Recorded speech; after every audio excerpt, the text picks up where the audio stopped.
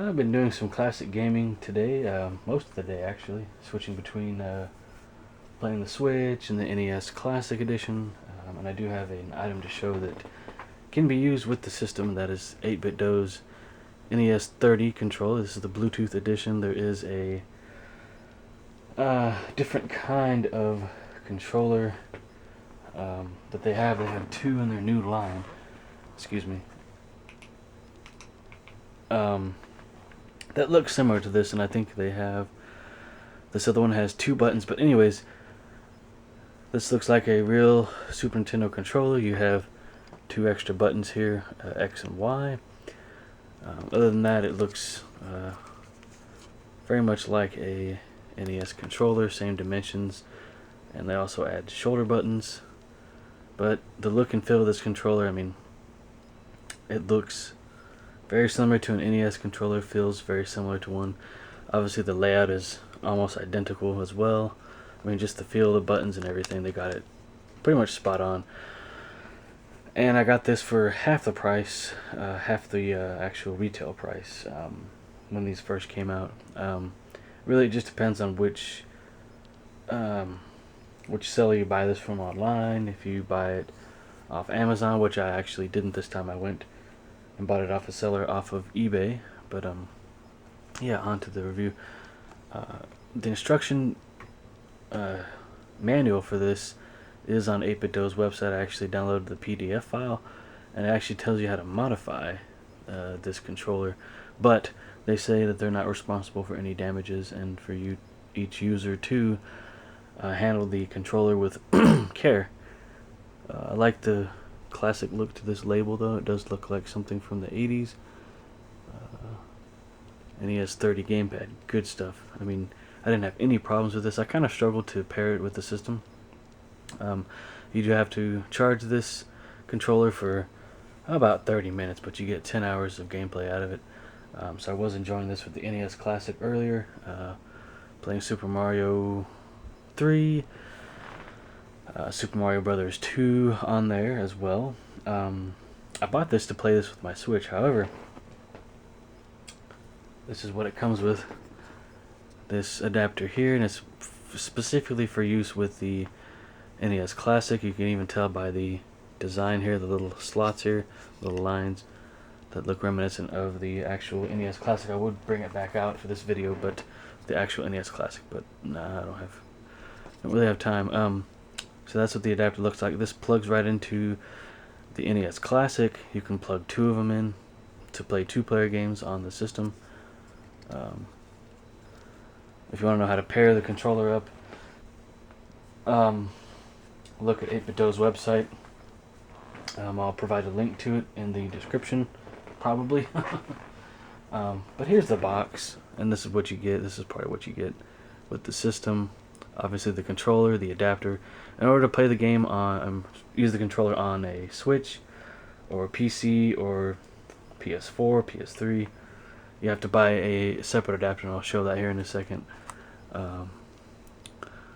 So you just, like it says here, plug your adapter into the front of the NES Classic.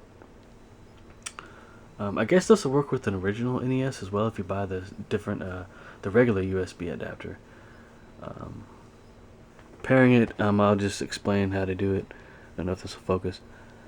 To enter pairing mode, press and hold the start button on your NES30 controller. But you have to hold it for 3 seconds. The blue LED will rapidly blink. Press pairing button on retro receiver to pair new controller. So you just press the red button here, and you'll see a blue, the blue LED light come on and blink solid. And once the game starts responding to the controller, you'll know that it's been successfully paired with the system. But yeah, I have no complaints about this gamepad. I mean, it feels great. The shoulder buttons actually work with NES games on the NES Classic. Now, it is kind of a bummer it doesn't work with my Switch. I mean, I guess I could plug it into the Switch via this cable here. Well, let's see here. Does it have USB on the thing? I don't know. But yeah, I had to buy a separate adapter. So yeah, this is what this set comes with. I guess you could plug it into your Switch and charge it that way, and I tried that, but don't know if I was successful or not, so I plugged it into my PC, my USB hub on my PC, and actually charged the controller that way. But yeah, I mean, no complaints here. Build quality is great. This is how you plug in the USB adapter for charging, or maybe you could get it to work with the Switch that way. I don't know. I'm gonna test that out here pretty soon.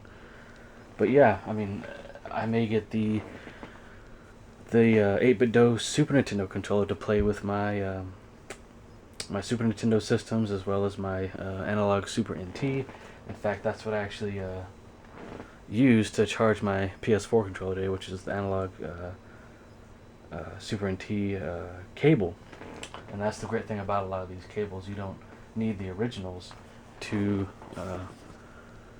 original cables to charge all these controllers, because a lot of them have the same input on them. Some are proprietary, some are a little bit different, kind of like cell phones today. But here's the box again. Great retro look to it.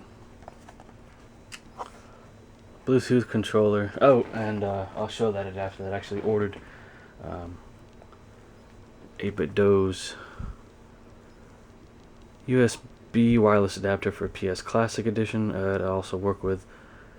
Hang on. Let me zoom in. Android phones. I think this will actually work with an Android phone as well, as long as the phone has Bluetooth. With what I have now for this controller. Android. Let's see. Raspberry Pi. Retro Freak.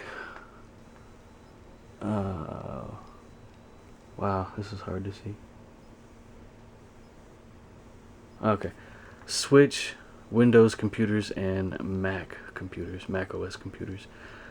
This also comes in brown as well, and it has that blocky look to it, kind of like, you know, the NES.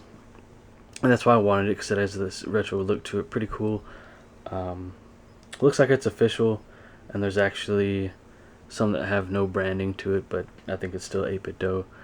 So that's my review of the NES Classic, guys. I hope you guys enjoy.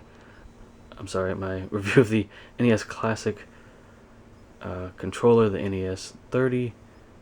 This is made by 8bitDo, and I thank you for watching.